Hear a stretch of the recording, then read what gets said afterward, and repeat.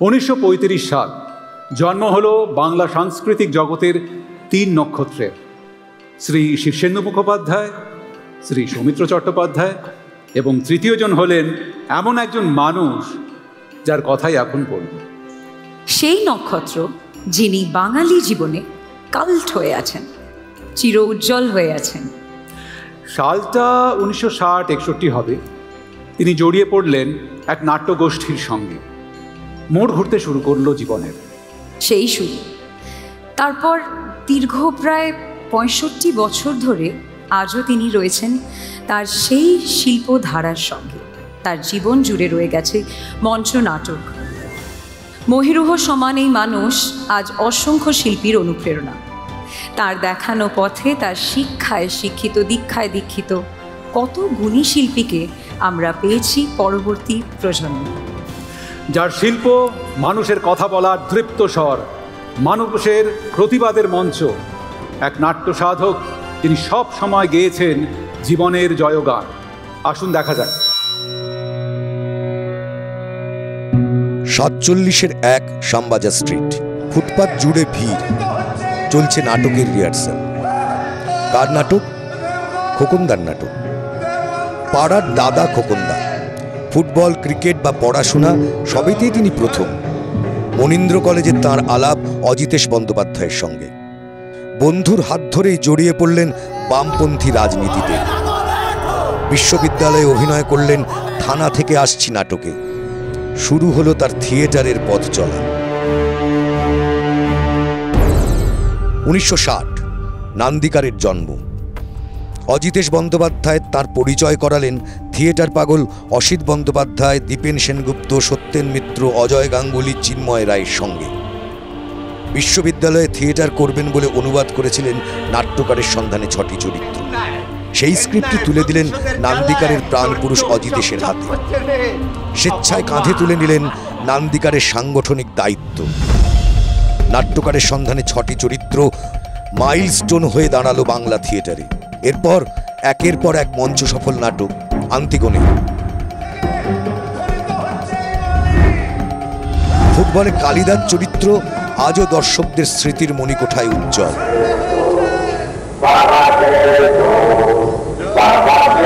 1977 ভাঙলো নান্দিকার। 17 বছরের বন্ধু সহকর্মী অজিতেশ বন্দ্যোপাধ্যায় নান্দিকার ছাড়লেন। হারালেন জীবনসঙ্গিনী কেয়াকেও। কিন্তু ভেঙে পড়েননি তিনি। এই দুর্যোগের মেঘ কাটিয়ে ঘুরে দাঁড়ালো নান্দিকার।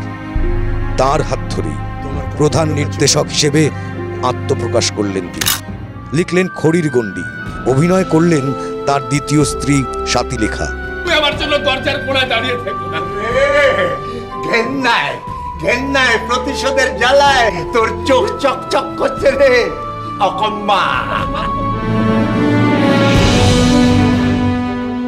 এরপর এক নতুন যুগের শুরু। একের পর এক মাইলস্টোন প্রযোজনা। ফেরিওয়ালার মৃত্যু, গোত্রহীন, শেষ সাক্ষাৎকার, মেঘনাদবধ কাব্য, মাধবী, নাচনি। পেয়েছেন বহু সম্মান।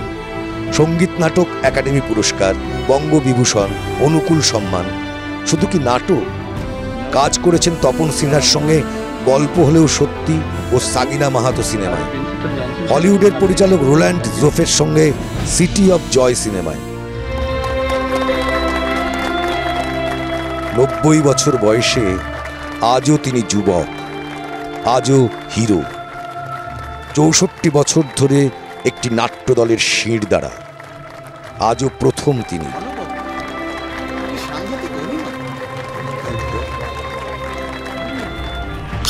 তিনি রুদ্রপ্রসাদ সেনগুপ্ত। তাকে জীবনকৃতি সম্মানে সম্মানিত করতে পেরে আমরাও সম্মানিত।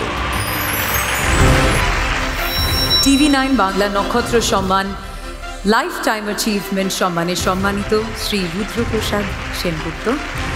তাকে সম্মানিত করতে মঞ্চে ডেকে নেব TV9 নেটওয়ার্কের MD শ্রী বরুণ দাস, বিশিষ্ট অভিনেত্রী শ্রীমতী মমতা শঙ্কর এবং আরেক বিশিষ্ট অভিনেত্রী শ্রীমতী ঋতুপর্ণা সেনগুপ্তকে। মরে যাচ্ছ, সে নাটকের সাজ ঘরে কি ঘটেছিল আমি তোমাকে জানাতে চাই। গতকাল রাষ্ট্রীয় সমারোহ রাজকীয় সম্মানের সঙ্গে আমি এটিওপ্লেসের সব কাজ সাধন করেছি। সারা দেশের চোখে এটিওপ্লেস আজ একজন বীর, একজন শহীদ। তার অন্ত্যেষ্টি অনুষ্ঠানে গোটা থেবাই ভেঙে পড়েছিল। একাডেমির ছাত্ররা তাদের খাবার পয়সা উজাড় করে ফুলের মালা কিনে এনেছিল। বৃদ্ধেরা কম্পিত কপট কণ্ঠস্বরে এক দেশপ্রেমিক রাজপুত্র, এক মহৎ হৃদয় সন্তানের জয়গান ঘোষণা করেছিল। আর আমি মহারাজা ক্রেওন একটা ভাষণ দিয়েছিলাম, শোক সন্তপ্ত বক্তৃতা। বদলের বেশি আমি কি করতে পারতাম? গৃহযুদ্ধে দেশবাসী বিধবে রক্ত হয়েছিল। এদের এক দল ছিল এটিওপ্লেসের পক্ষ, অপর দল ছিল পদ্মায়কেসের পক্ষ।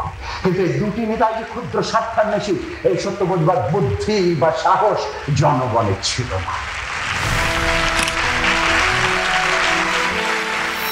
ওই সৌরভ গোড়াতে বলছিল না যে এই পুরস্কার পেলে আরও একটু বেশি কাজ করার একটা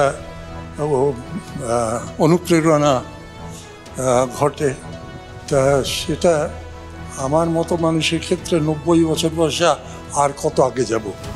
কাজ তো শেষ, আয়োজনও শেষ। তবে এখনও থিয়েটার যেখানেই হয় নিজেদের বা অন্যের সেখানে থাকি, কারণ ওই শঙ্খ ঘোষের ভাষায় লেগে থাকাটাও একটা কাজ। তা আমি লেগে আছি। আর হ্যাঁ, এই যে আমাকে যে আজকে সম্মান দেওয়া হলো, এটা ওই অনেক নক্ষত্র আছে আমরা দেখতে পাই, কিন্তু সে আসলে মরে গেছে। আলো তো আসতে সময় লাগে অনেক দূরে। তা আমি বোধহয় সেরকম একজন নক্ষত্র যে মরে গেছে, কিন্তু আলোটা এখনো আছে আর কি। তার সেই আলোটুকু দেখেও যে আমাকে সম্মান জানানো হচ্ছে, তার জন্য নমস্কার। এরে পড়তে গেলে লাগে, এরে ছিঁড়তে গেলে বাজে, এ মনে হার আমায় নাহি সাথী।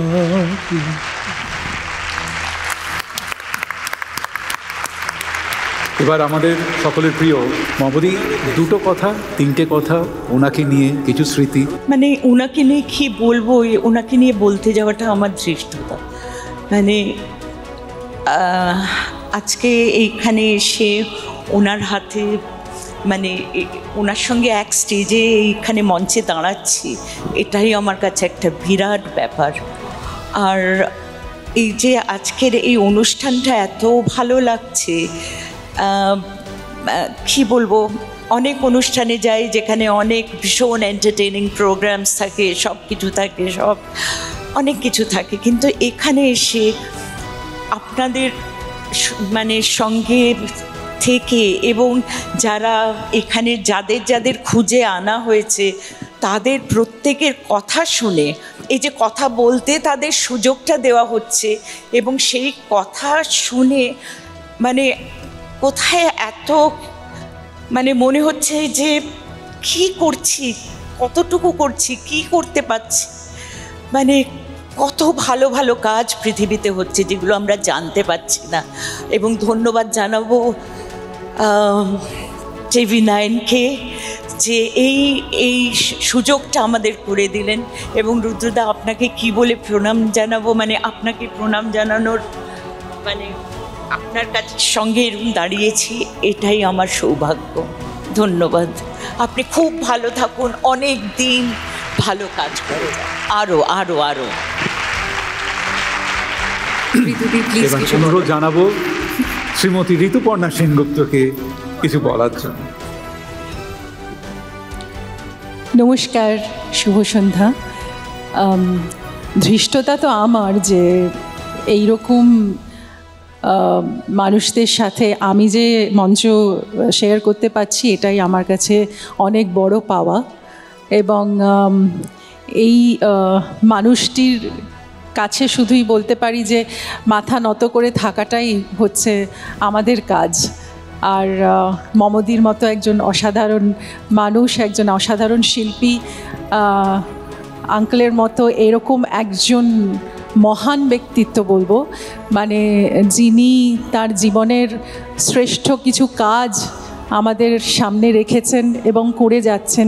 উনি বললেন যদিও লেগে থাকা, কিন্তু আমরা লেগে আছি শুধু ওনার কাজের মহানতা দেখার জন্য। আরও অনেক বাকি আছে আমাদের দেখার।